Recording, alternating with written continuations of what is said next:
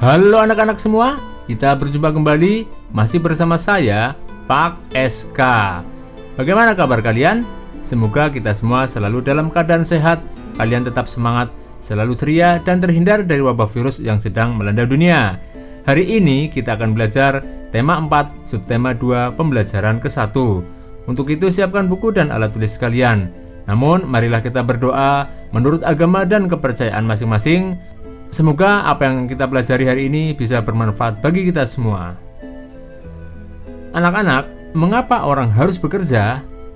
Apa manfaat yang diperoleh dari pekerjaan itu?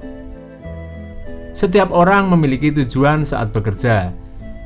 Banyak yang memiliki tujuan mulia saat memilih suatu pekerjaan. Pernahkah kamu bertemu dengan seseorang yang bekerja untuk kepentingan orang lain?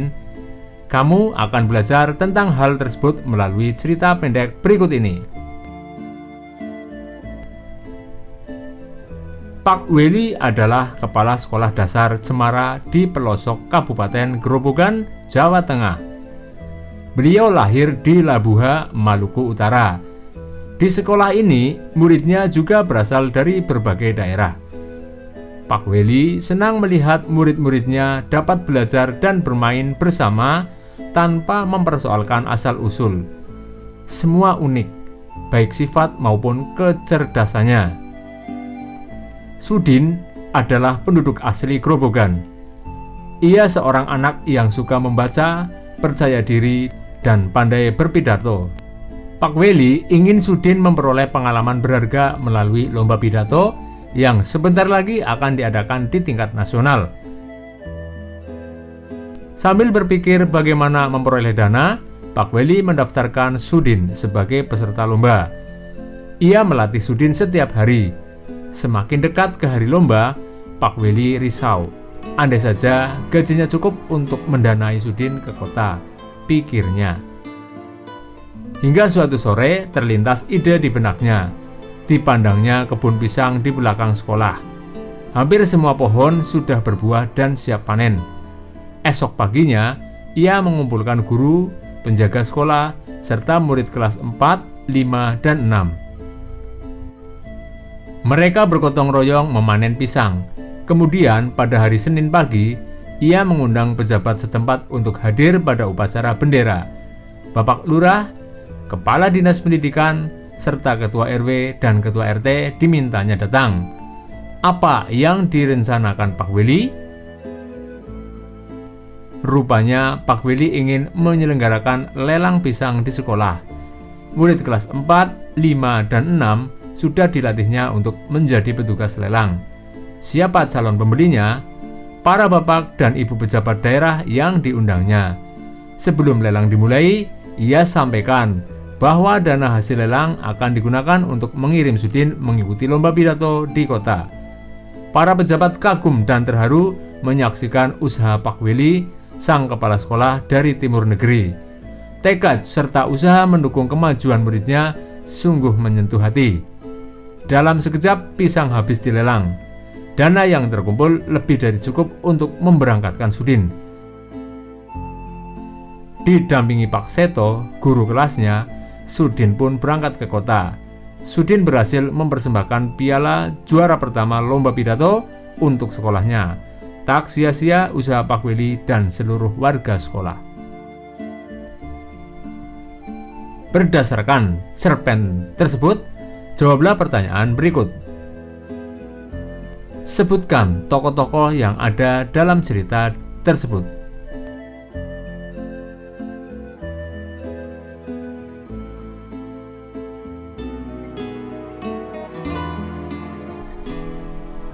Apa yang diharapkan oleh Bapak Weli?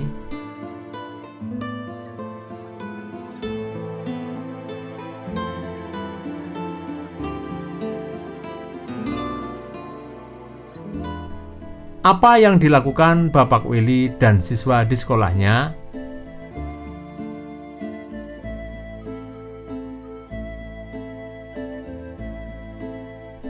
Pekerjaan ayahku adalah seorang nelayan. Aku sangat bangga dengan ayahku. Apakah kamu tahu alasannya? Ayah bekerja sebagai seorang nelayan tradisional. Ayah tinggal di kampung nelayan.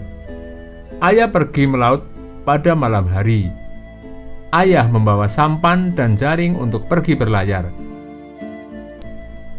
Saat berlayar, ayah harus menghadapi ombak dan badai di laut. Karena hanya menggunakan sampan, ayah tidak dapat pergi melaut terlalu jauh. Tangkapan ikan ayah kadang banyak, kadang sedikit. Semua bergantung pada cuaca. Sampan ayah tidak bermesin. Ayah tidak perlu membeli bahan bakar. Aku mendengar sekarang ada nelayan yang modern. Kapalnya lebih besar dan menggunakan bantuan mesin sehingga tidak mudah terguncang ombak. Kapal ini menggunakan mesin sehingga memerlukan bahan bakar. Banyak pemilik kapal tidak memedulikan penggunaan bahan bakar. Ada yang boros sehingga mencemari lingkungan perairan. Mereka bisa berlayar ke laut lepas sehingga tangkapan ikannya banyak. Alat penangkap ikan mereka berupa jaring dan juga radar yang bisa mendeteksi kumpulan ikan, bahkan ada yang menggunakan bom. Jawablah pertanyaan berikut. Apa yang digunakan oleh nelayan tradisional untuk menangkap ikan?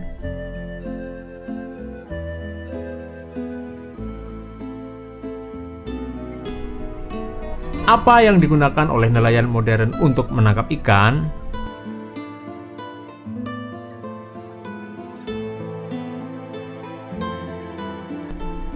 Tulislah persamaan dan perbedaan dari nelayan modern dan tradisional dalam diagram Venn berikut.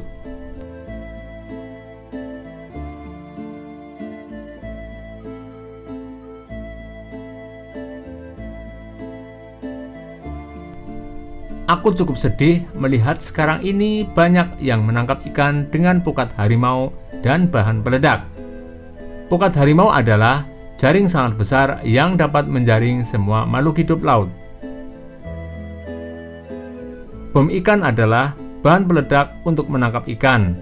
Cara ini dapat menyebabkan hancurnya terumbu karang dan habitat ikan.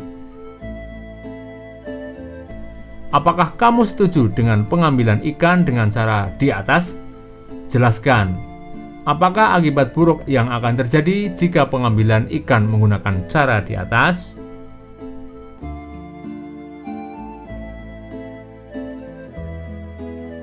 Anak-anak, tahukah kamu bagaimana ikan bisa kita makan? Amati gambar di samping. Hasil tangkapan ikan dijual ke pedagang ikan di pelelangan ikan.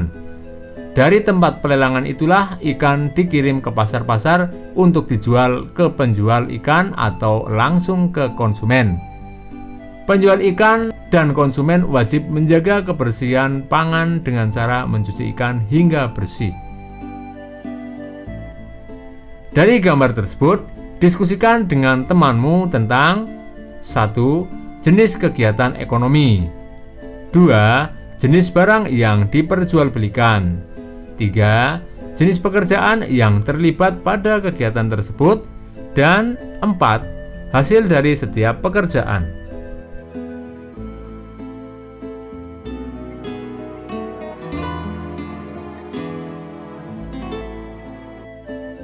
Anak-anak, kegiatan jual beli ada yang berupa barang dan ada pula yang berupa jasa. Apakah kamu dapat menyebutkan contoh yang kamu temui di sekitarmu, kegiatan jual beli yang berkaitan dengan barang dan jasa?